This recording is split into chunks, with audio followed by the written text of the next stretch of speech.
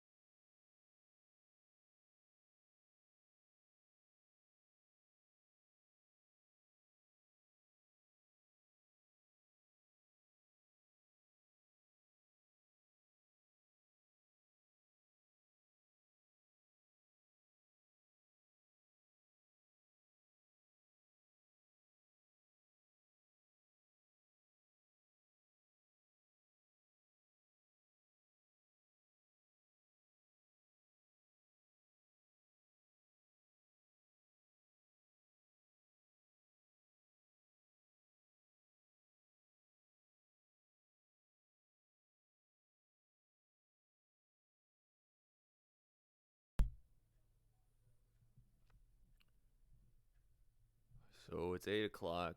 I'll get the discussion going. If you want to jump in, Kai, or you just want to chat on the chat, then whichever works. My name's Aiden. Welcome to the Broken Leg Podcast. Here we talk about filming industry stuff, not really, but we're gonna give it a shot. So today's topic is I kind of picked health on a budget.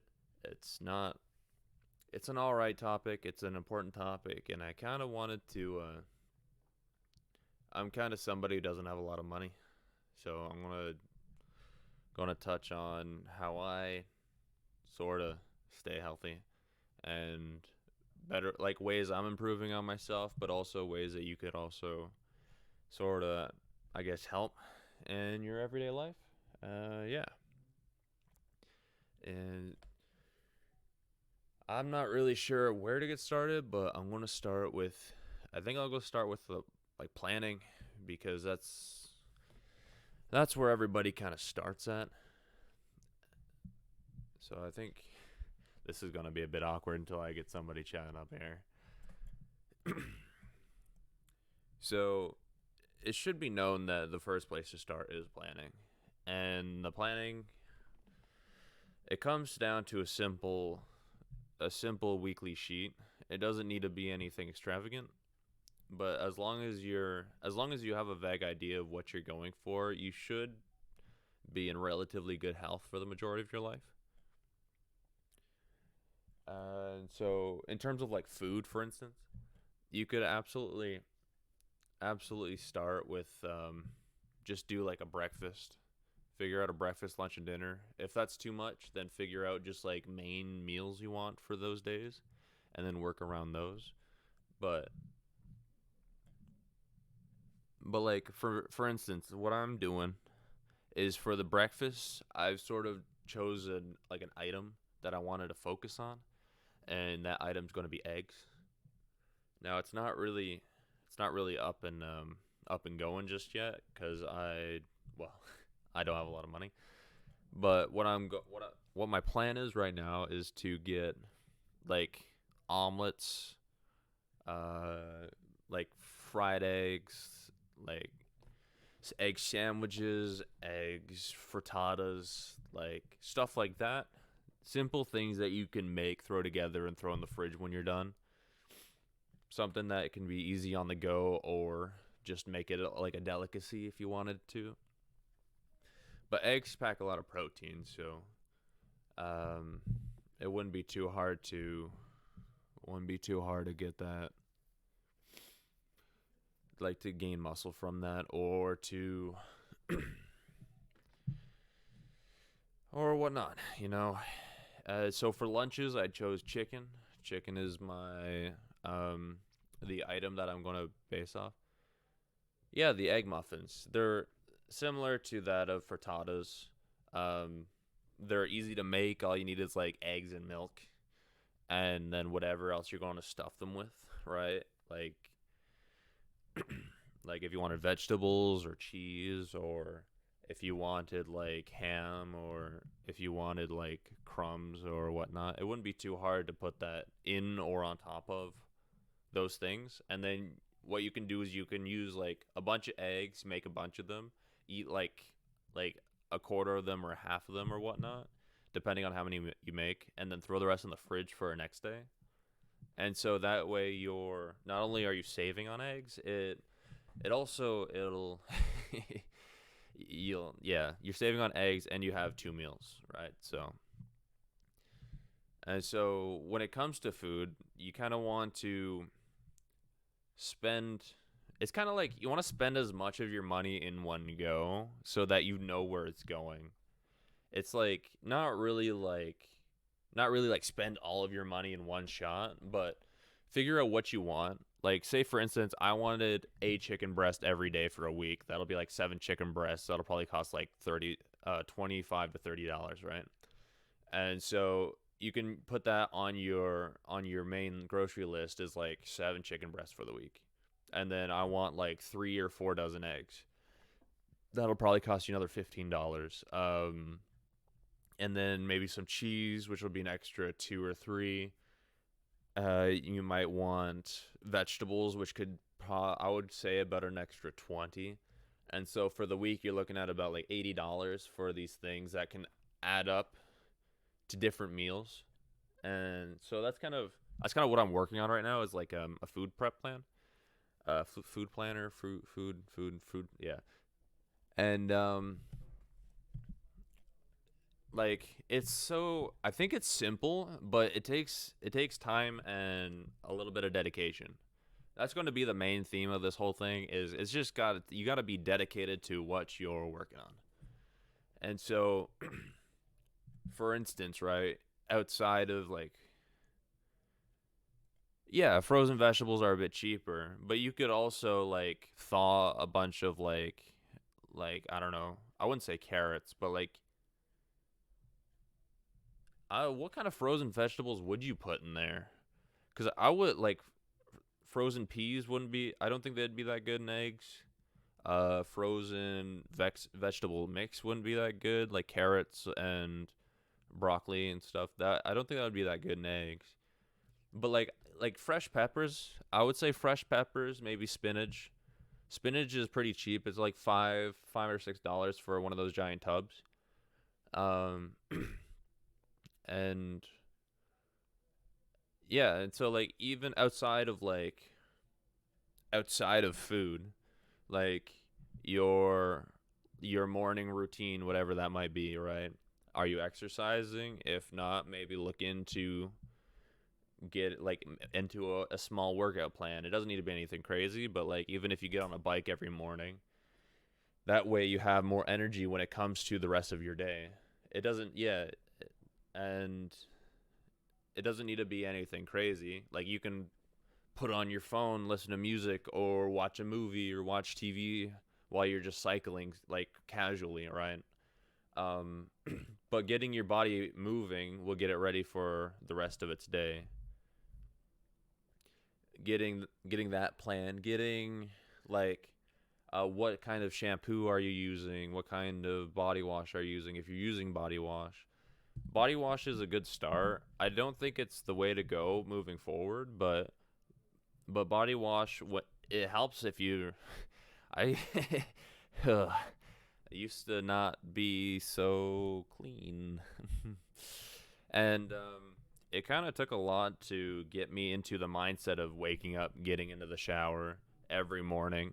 It took a lot of effort. It just took a lot of effort. And now I've gotten into that rhythm. I need to get into the rhythm of like waking up, exercising, and then getting in the shower, and then preparing my meal. Right. I once I like it's one step at a time. Um, Once I can get into that rhythm, then my life will become more efficient. My days will become more efficient. That means my work will become more efficient, and then more money will be made off of that. And so the whole goal is to figure out how to be the I think this is my own mentality, but is to be as efficient as you can with the time that you have because we only have 100 years, which is a lot more than the past. But those 100 years we have to make do with what we have, right? Is a lot of our childhood is not wasted, but it's all about learning, right? And so you're spending a lot of time not actually like doing unless your parents are teaching you a lot of good like business esque strategies, you're not going to be making any money as a kid. You're not going to be learning how to financially help yourself. And that's also something I wanted to briefly touch on is financial health is like stability within it's a stability within your own means. Financial stability, I mean. And so it's one of the topics that I keep bringing up with my friends is that I feel like I'm droning out. It's very important to monitor your money, especially as a broke person. I don't make a lot of money and I'm constantly running out. I do have a savings account, but that's not being touched. But it goes so fast. It disappears. My money is just gone. I'm having to live an entire week off of like two things of eggs, a little bit of peanut butter, and no money. It's tough. So you really have to, it's really, really important to figure out what your goals are, sit down and do it. Making sure that's within your budget.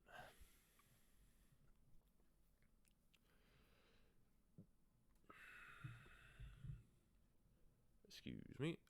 So I also wanted to, on top of like these basic health things, I also wanted to see if any tips on planning a budget.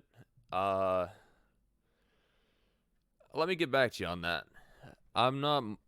I'm right now. I'm struggling with budgets, but I imagine it will be easier to like when I sit down. It's about planning. It's all about planning. If you can sit down and plan what you need first, figure out what you need, and need as in like food, bills, and transportation to work.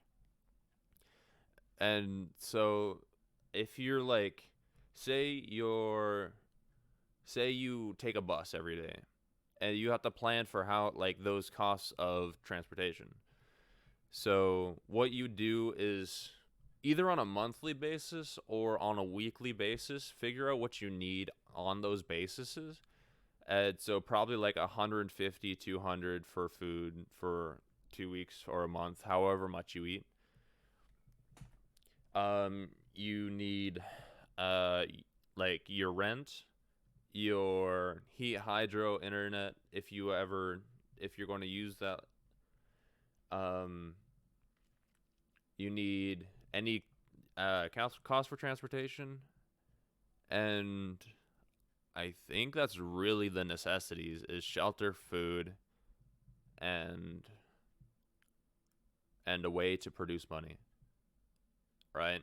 So once like your first goal is to make the money, and then the next goal is to manage your money.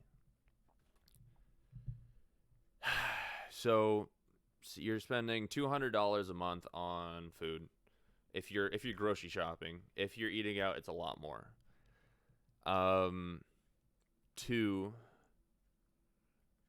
uh, probably looking at anywhere between 1,000 to 1,200 in rent if you're living solo. Three, probably looking at 60 internet, 60 phone. So with a job, you're looking at probably,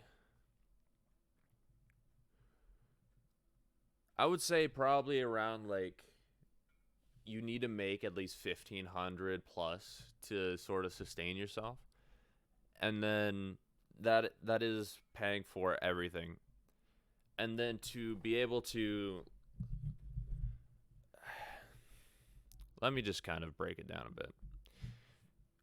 So groceries, what do you need? Um, we need a plan. We need your meal prep. Do your meal prep. Figure out what you want. Figure out what you need. Write it down. See if it's within your like whatever budget you're setting. Two, make sure you have all your bills in order. If you can't pay your bills, figure out a way to either make more money or to cut down on costs. Three, um, making money should be your number one priority in terms of being new to making money, because right now, like as it stands for myself, I am probably making less than $1,400 a month, which is on the really low end. And so, what I need to be doing is I need to one, either find a better job or find a secondary job, probably both. Two, I keep doing these lists and I don't know why. Then I need to get myself in a situation where I'm spending less on bills. Like, do I need my internet bill? Yes. Do I need my phone bill? Yes. Do I need my bank bill? Yes. Heat and hydro? Yes. But where can I cut down those prices at, right?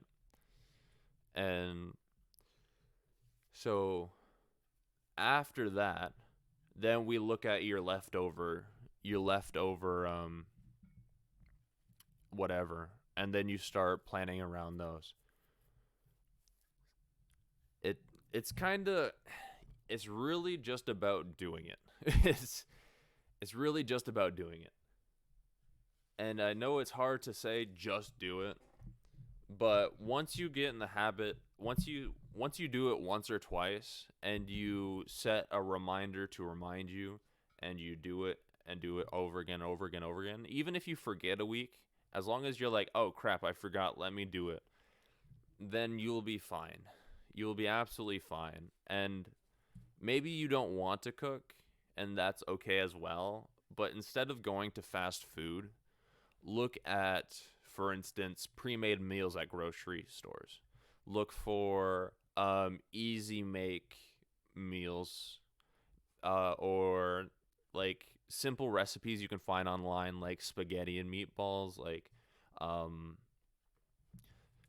like like I wouldn't say macaroni and cheese. Those That's not really a great option, but like things like eggs, learning different egg meals, learning different simple meals that are cheap and easy to do. So like for instance, right? So you want breakfast. You don't want to do any effort. You can make scrambled eggs and toast. It's not anything crazy, but it'll be enough to get you up. But the goal is to not be spending every day. The goal is to spend your money once, twice, maybe three times a week, and then have some money left over for the week after, and then put that money away into whatever you're doing for your savings, and then going into your next week, and then trying to save as much money that week so that you can put it in for your savings, and then save as much money that week into your savings. That's kind of what you're planning on. That's what you should be planning on doing. Is It's not like cheaping out on everything, but doing everything efficiently. You see what I mean? Is like you get it. You get it. And so when it comes to like on top of like food stuff in particular, you also have to think of like how often do I need to purchase like cleaning supplies? How often do I need to purchase um like what's it called? Like hair care and like skin wash and like body wash if you're using body wash, or soap or shampoo, toiletries, yeah, that's what it's called. And just like how often do you go through it, right? Is like if you're going through it once a month, right, then you need to keep in mind that you're probably going to need to put an extra $20 to $30 aside for your shampoo or for your toothpaste or whatever, or your razors. You need to. It's kind of one of those things that like if you can say what do I need on a weekly basis, and then roughly what do you need on a monthly basis, or even like every couple of months or so, like because I know some shampoo bottles that'll last you like 3 months if you're using it, like if you wash your hair once once a day every day, it should last you like 2 to 3 months. If you're doing it more than that, it might last you 1.5 to 1 month, right? And it also depends on like how much hair you have or whatever, but you get what I mean. It's important to keep in mind all these little day-to-day activities, and then figuring out how the best way to go about your day, right? Do you have dishes you need to do? When should you get those done? Should they be right after you eat, or should they be like you eat, you put them aside, you finish your day, at the end of the day you do them, and then you do them every day at the end of the day, right? get into a habit of doing that, or doing it right after you eat, go do the dishes. Things like showering, because some people prefer to shower once every other day or twice a day. And so how often do you feel like you need to shower? How often do you prefer to shower? And how much is that going to cost you on a monthly basis, right? And it's these little things that, as a poor person like myself, it'll get you places, because you'll, like, when you realize that eating out costs you like $400 every like month, then your budget goes from $400 a month to $200 a month, and you have the extra $200 to either save or to use on different stuff, important stuff. And that's one of the biggest issues that I have, is when I go to work, I want to, because I work in the mall, I want to go eat out at the mall, and I need to not do that. Like, maybe I'll go get a snack from like the drugstore or a snack from the convenience store, but I shouldn't go and buy a whole meal when I can pack my own lunch, right? So it's like, budgeting is the planning to do things in the most efficient way possible. And you can sit down and plan out your entire day if you want, or you can simply just do like food, this, cleaning, this, um, like bathroom, like this. I need to do work from this time to this time. So how much time do I have in the day? Do I have to do those extra things? And so it's like, uh, even mental health. Mental health, I think, has that level of, and it for mental health, it's a little different, because you're not so much planning on you're not planning your mental health, right? Like, sometimes you are, but like, when you know you're struggling, it's important to work around what you're struggling with. I'm not going to name any sort of mental ailments, but when, like, if you're aware of a mental ailment that you have, it's important to work around it, because it'll bring those kind of things will bring you down. And the best thing you can do is to work with it and not against it, or not don't fight it, or don't fall into it. Like, if you know you need help, find times when you can be around people who can help you, or like, it's the same thing. um and there are different scenarios where, like, for instance, seizures. If you have seizures, or or seizures or fainting, then it's important to be in places where you can get help if you can. And so, or like, to have somebody with you, and those things should be as well planned. But yeah, it's like, for me, for instance, my mental health comes from video games.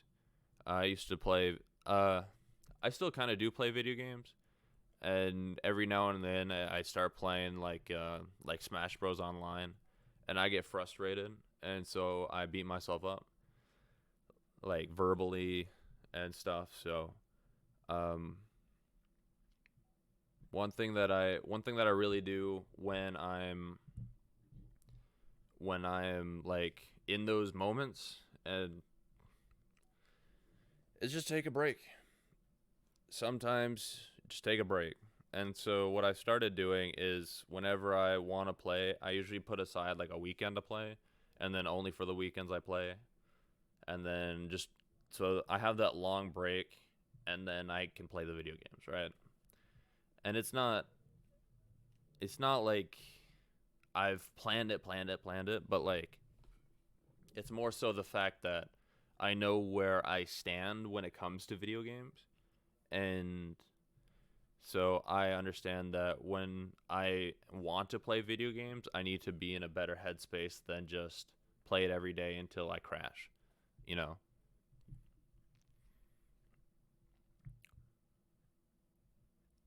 So, yeah. Um, you got any questions on top of anything? Probably gonna go on for like not even half an hour. Um, because I want this podcast to be sort of a discussion. Um, if I can get more people to join, I would love for people to like not even just talk about health, but do you have questions about like I don't know, like anything about film, anything about anything? Do you no?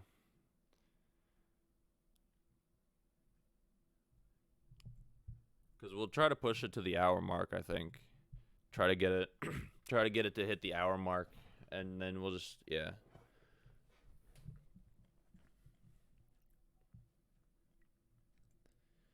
Hit me with it.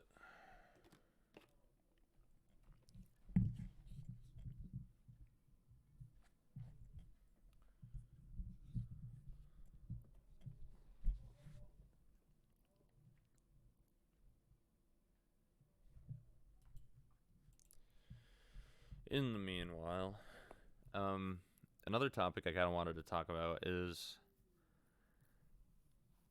let me think. There was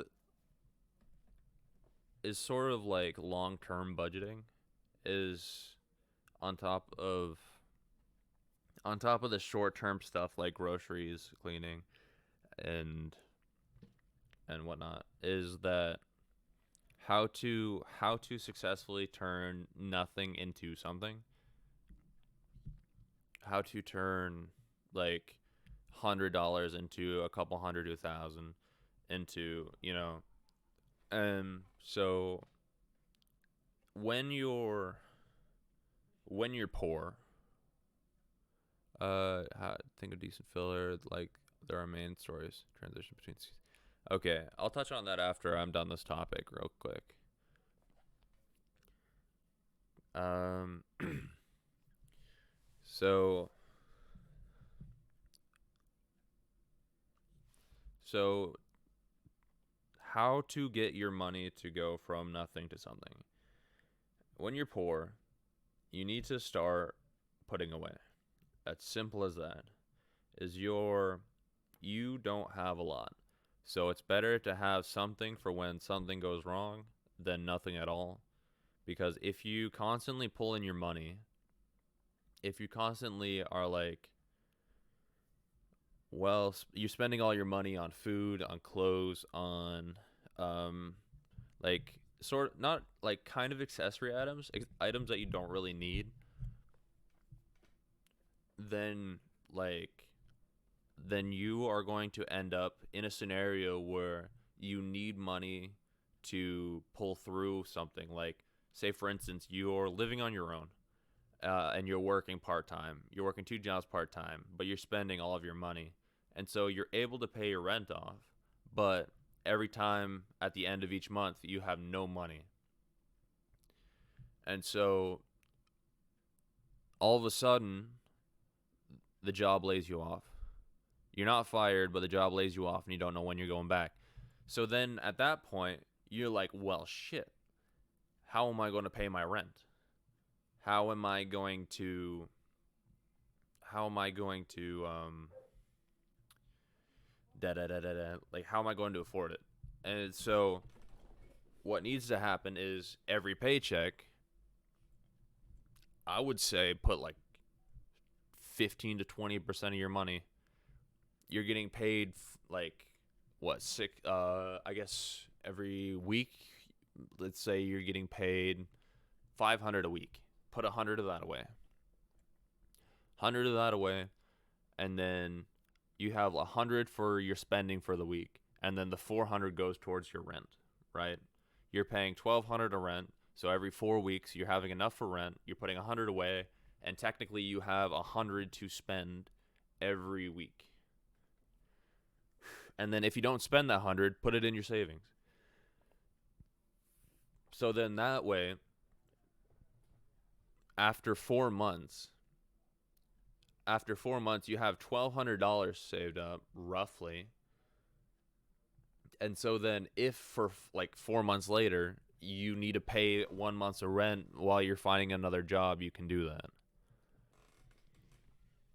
On top of that, some of that money should be going into investments, any kind of investments, because your money will be returned back into investments. It will be like you will put money out there, and then as they go on, you will be making money back from their profits. And it's such like I've been trying to do like investigating, sort of like research on how to get started in investments. But like, say for instance, you put $100 into your investments, it will probably take you a couple of months to get like that $100 back. But it like that $100 is still there, but you will get money out of it, technically speaking. And so then when you put another $100 away into your investments, then that money that you get back, it doesn't double, but you get more back out of it. And so then that will compound with other investments to then make you more money off of those. And so then it'll go like a couple hundred to a couple thousand within like 2, 3 years. And then it'll go into like tens of thousands, hundreds of thousands, a couple more years down the line. But it's more of an exponential growth, right? You're putting in 100 every 400 a month, right? After 4 months, you got 1,200, but you're getting at the end of the month, after end of each month, you're getting a little bit back from that as well. So then instead of getting 1,200, you might get like 1,250, 1,275, and then a little bit more. You might get more than that. You might get like less than that. But like you put another 1,200 in there, you're going to get more than that amount. But it might compound, it might not, depending on what kind of investments you're making. But those investments are a good starting point, especially if you're doing high risks at a young age, to make a decent amount of money. You will make more money back, but the problem is that these companies that you're investing in, they have a higher chance of not making it. So you have to be mindful of where you're putting your money, right?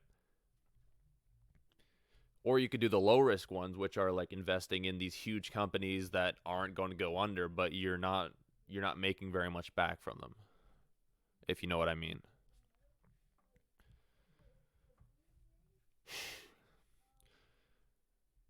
So those are really the main ways of making more money than just what you have. Like, because if you just continue to work a 9 to 5, if you just continue to work a 9 to 5, you will only ever make that amount of money, is that $25 an hour as a manager position. That's the only money you will ever make if you continue to just do that money. Just do that job to get that money.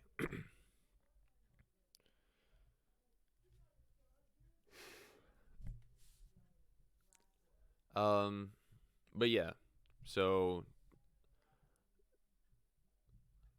there are main plots of the story, and what are the ways to transition between the scenes? So, Kai, the question you asked is a very vague question, because the I'm just going to switch topics here because there's not a whole lot I know about it yet until I get started in investing. I really want to get started in investing, but so the main plot of a story, you have to picture the main plot of the story as beats. Bring the beat in. Anything for you, Beyonce. Um, you have to think of it in beats. You would write down your story in point form. That is basically what I would say for the plot. And so you'd have like you'd have certain points you want to hit throughout the story, starting with the main goal or the climax, quote unquote. I need to figure out how to talk different than just discussion talk, because I sound like I'm droning, dude.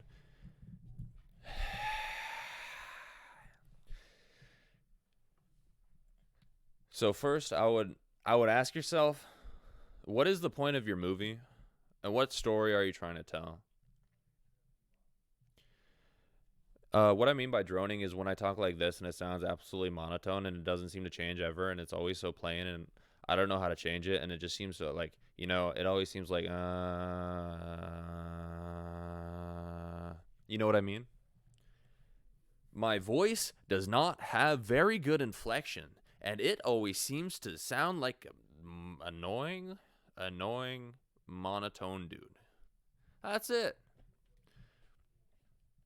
Yeah. And so, yeah, what's like it would have to be, what is your climax, right? Is it like, so for instance, like, if you think about, like, say you wanted to write a love story, right? Is the main objective to get with the other person, like for one person to get with another person, or is the main objective for um them, like the main character, to find their self-worth? Like maybe it is a love story, but they have to find their self-worth first, and that is a climax? Or is it like they have to like find what love really means, right? you know and then, so going off of that, you should like you should be able to tell your story in one sentence. And I know it seems like that's so weirdly simple, but you should be able to tell your story in one sentence. Not like telling every story point in one sentence, but like, main character main character looks for love but realizes that is not what they were actually looking for, right? Something like that.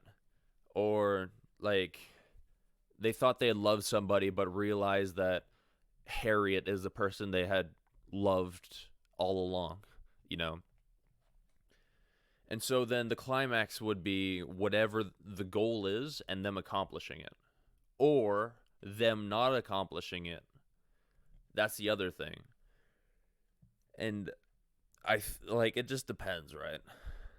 So when you have these plot points that lead up to the climax and down from it, you want to have like, basically like an up and down scaling of like high points and low points. They're getting closer to the goal, they're getting further away from their goal. And so then when it comes to those scenes, it really depends on if it's an up, if it's like one of the ones where they're getting closer and you want to show their success or how happy they are or whatever not. And then if it's a down one where they're failing at it and they're that. And so the type of transitions, it just really depends on what scene you're going to, like going from, and what scene you're going to.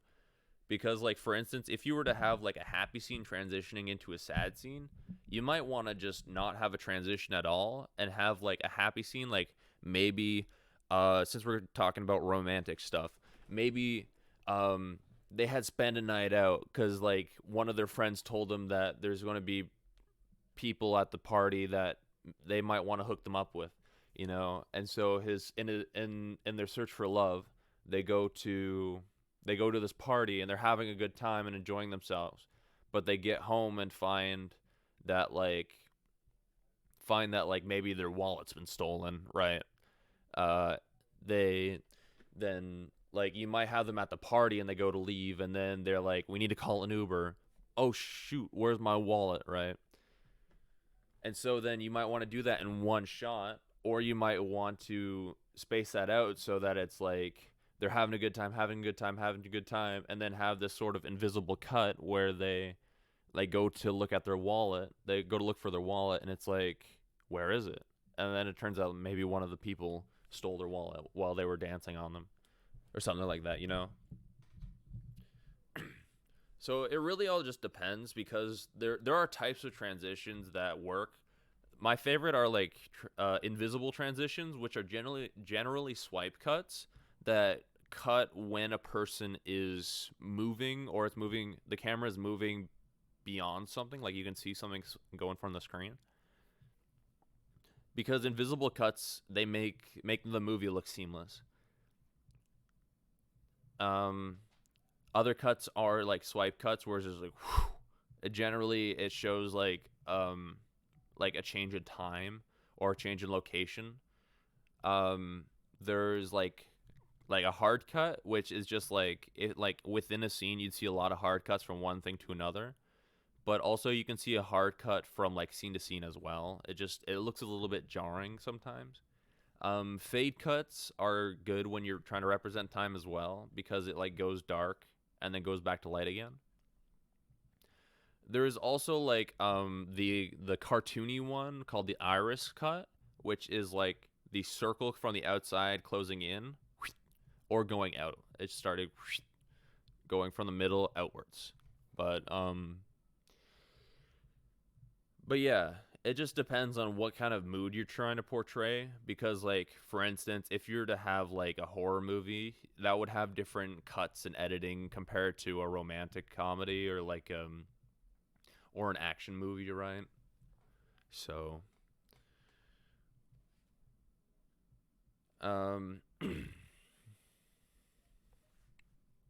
but yeah. Um, are you writing anything right now, Kai?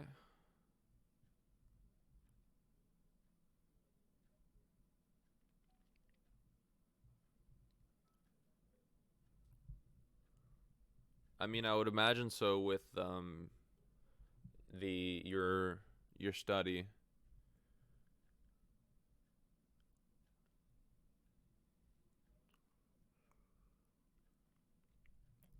I do want to touch on budgeting and like I do want to touch on it a little bit later, like in another thing. Not film. Austin and I are trying to write a comic. Do you know how to do comic writing?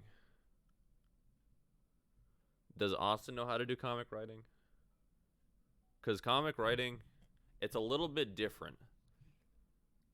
It's a little bit different from book and film, and I could teach you, but it's. I was just wondering if you knew.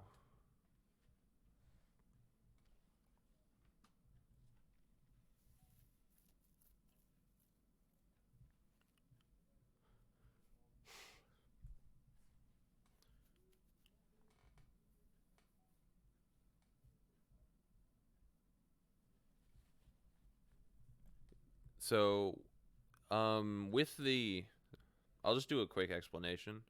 Like we're trying to do webtoon. I know a bit about it, but strange transitions from my usual writing style. So here's the thing with cartoon writing slash comic writing.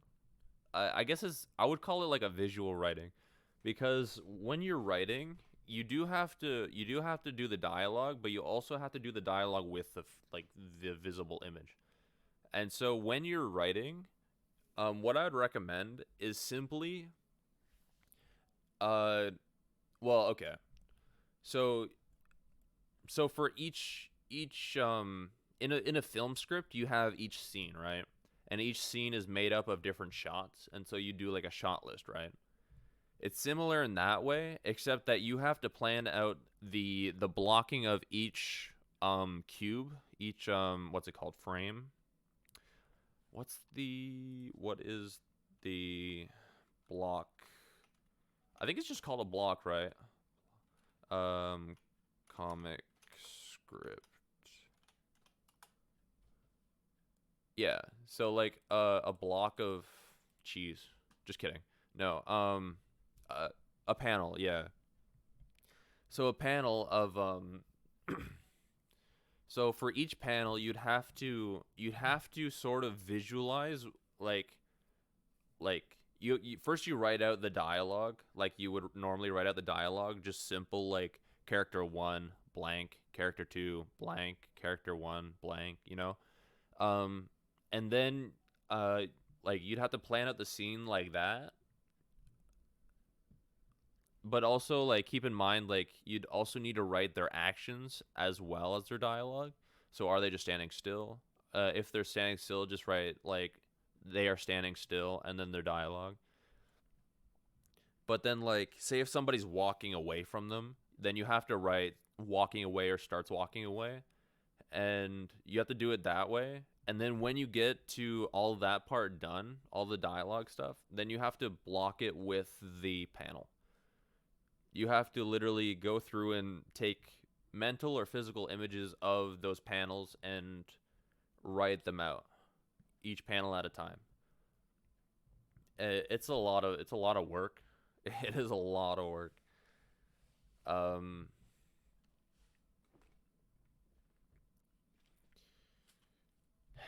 I was doing that for my Santa Claus thing, which I still want to finish. But like for instance, right? I have like the opening shot, and the opening shot is not there's no dialogue, but it's like panel 1 is like wide view of the North Pole, and then a close up panel 2 close up of Santa's like workshop. Panel 3 um is like the interior of Santa's workshop, and an elf. There's like an elf walking through it.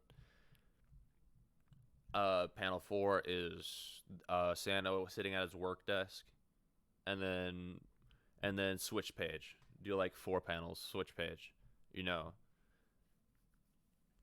So it's very much on top of like writing your dialogue.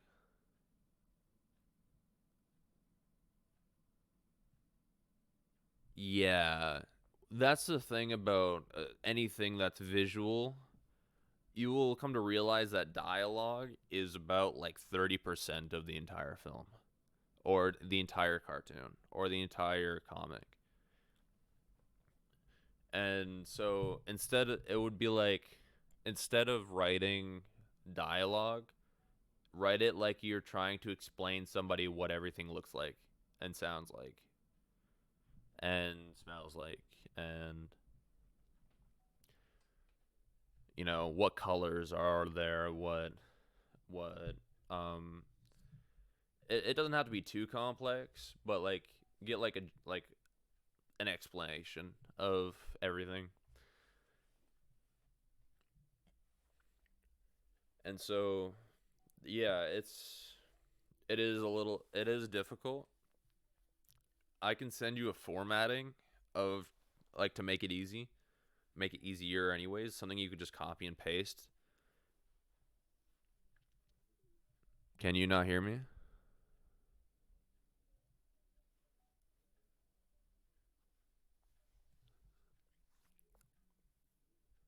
Hello? Did my internet crash?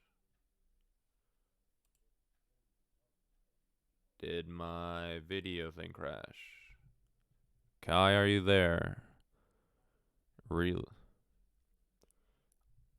I think I just stopped talking. I think I was in the middle of a thought, and I just I don't know.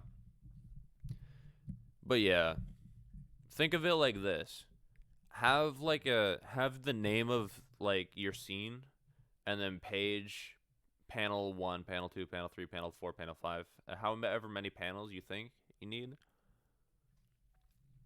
And I think it's also important to understand the reason why you would have a certain amount of panels on a page. And it's not so much so you can fit everything on it. Like you can use it for that. But also like if you want a lot of detail, you would have less panels, right? So if you wanted to show something, maybe you'd only have like 2 panels splitting the page in half.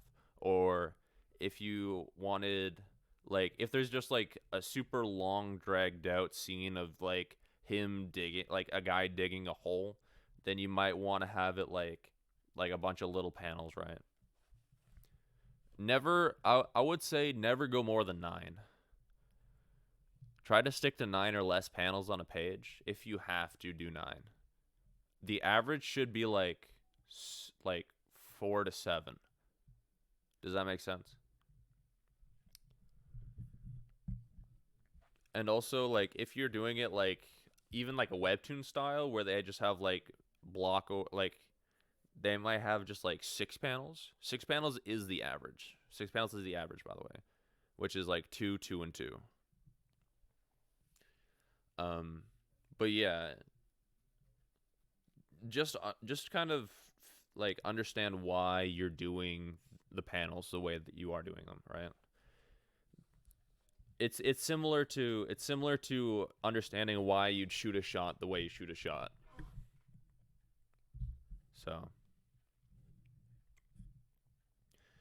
um, I think I'm just gonna call it there. I think you're the only person who watched today, so I mean that's fine. I'll see about like I'll see about trying to do a little bit better promotion on my for my stream, and also try to find like like music or something to play in the background, so that way it's not so boring. Excuse me, as well as like trying to find a better topic and planning out my topic better. So yeah, but thank you for coming on, Kai. Um, if you enjoyed, hit that like and subscribe button on YouTube, or follow me on Twitch at twitch.tv/Future Horizon Studios. And I will hopefully see you guys next week. Bye for now.